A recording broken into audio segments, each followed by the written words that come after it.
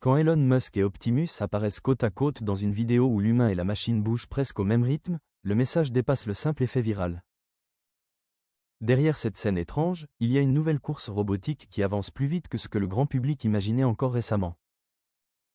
En quelques jours, plusieurs robots modernes ont montré des machines capables de marcher, de danser, d'observer, de répondre et parfois même de donner l'impression de comprendre ce qui se passe autour d'elles. La séquence avec Tesla n'est donc pas un événement isolé, elle arrive au moment exact où les robots humanoïdes quittent peu à peu les laboratoires pour entrer dans des démonstrations publiques plus réalistes. Au salon GTEx Global 2025, Agibo A2 a frappé fort avec une présentation qui ressemblait moins à une vitrine technologique qu'à une rencontre directe entre une machine et des visiteurs réels.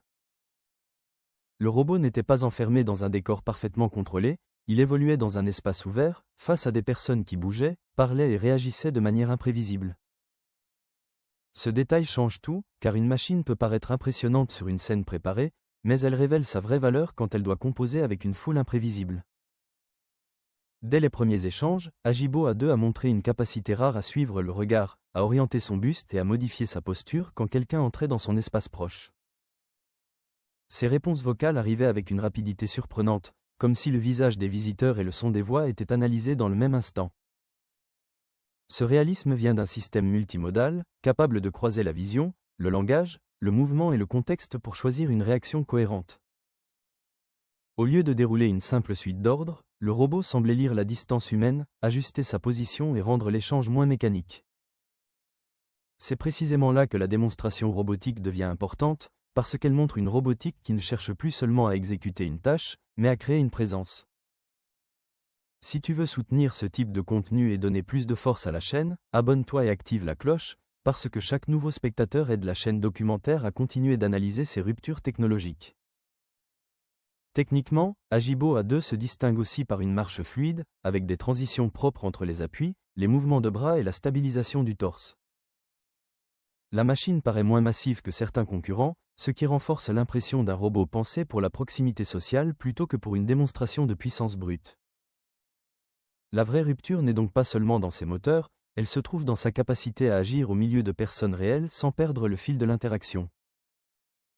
Pendant ce temps, XPENG Robotics a attiré l'attention avec Iron, un humanoïde dont la vidéo a immédiatement circulé pour une raison simple, son mouvement paraît anormalement naturel.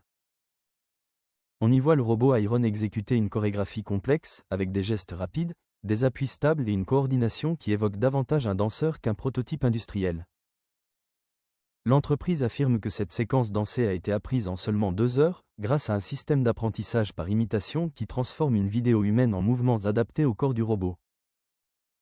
Le principe est puissant, l'intelligence artificielle observe une chorégraphie humaine, reconstruit les postures en 3 dimensions, puis les convertit en gestes réalisables par la mécanique d'Iron. Les degrés de liberté de ses articulations et la précision de ses moteurs rendent possible des mouvements coordonnés qui auraient été très difficiles à obtenir il y a seulement quelques années.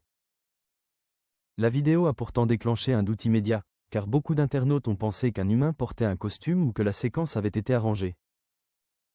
XPENG a répondu en affirmant que la démonstration authentique avait bien été réalisée par le robot, sans trucage visible, et qu'une présentation publique viendrait lever les soupçons. Un autre choix a alimenté les discussions, la silhouette plus douce et légèrement féminisée d'Iron, pensée selon XPENG pour faciliter les interactions rassurantes. Avec Iron, XPENG montre donc une direction nette, des humanoïdes capables d'apprendre des gestes complexes rapidement, puis de les reproduire avec une fluidité de plus en plus crédible. Si cette approche progresse, les robots pourraient un jour assimiler des gestes professionnels, des routines techniques ou des comportements sociaux à partir de simples démonstrations filmées. Toyota, de son côté, a pris un chemin différent avec Walk.me, un concept qui ne cherche pas à copier l'humain, mais à repenser la mobilité assistée. Walk.me ressemble à une chaise robotisée portée par 4 pattes, capable de marcher, de grimper des escaliers et de se replier lorsqu'elle n'est plus utilisée. Ce n'est pas seulement un siège futuriste, c'est un robot quadrupède conçu pour transporter, soutenir et accompagner une personne dans des environnements où les roues atteignent vite leurs limites. Chaque patte utilise des capteurs de sol pour lire le sol, détecter les obstacles et adapter l'angle des appuis en temps réel. Dans un aéroport, un hôpital ou un centre commercial, une telle machine pourrait suivre un utilisateur, s'arrêter quand il change de posture et ajuster sa hauteur pour offrir un soutien stable. Le point fort de Walkman n'est pas de paraître humain, mais de résoudre un problème concret, permettre à une personne fragile de se déplacer avec plus d'autonomie et moins d'efforts. Son intelligence embarquée doit comprendre le contexte, éviter les collisions, choisir une trajectoire sûre et rester assez compacte pour être rangé ou rechargé facilement.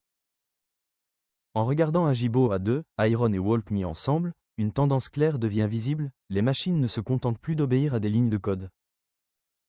Elles commencent à interpréter le contexte visible, à ajuster leurs gestes, à anticiper une distance, à lire une posture et à adapter leur comportement sans attendre une instruction parfaite. Tesla ajoute à cette dynamique une dimension médiatique énorme avec Optimus sur scène, surtout lorsqu'Elon Musk apparaît dans une séquence où le robot bouge en synchronisation avec lui. La scène fonctionne parce qu'elle est simple à comprendre, un humain danse, un robot répond, et le public voit immédiatement le progrès sans avoir besoin d'un graphique technique. Optimus montre une maîtrise plus naturelle de l'équilibre, des appuis plus propres et une meilleure continuité entre les gestes du corps. La démonstration suggère que Tesla a amélioré son contrôle moteur, sa perception du mouvement humain et la façon dont Optimus ajuste sa posture en temps réel. Ce n'est pas encore la preuve qu'un humanoïde peut tout faire dans une maison familiale ou une usine complexe, et il faut rester lucide sur la distance entre une vidéo réussie et un produit fiable. La présence d'Elon Musk sert précisément ce récit, elle transforme le robot humanoïde en symbole culturel, presque en compagnon de scène. C'est efficace, mais c'est aussi une mise en scène calculée, car l'adoption des robots dépendra autant de la perception publique que de la technologie réelle.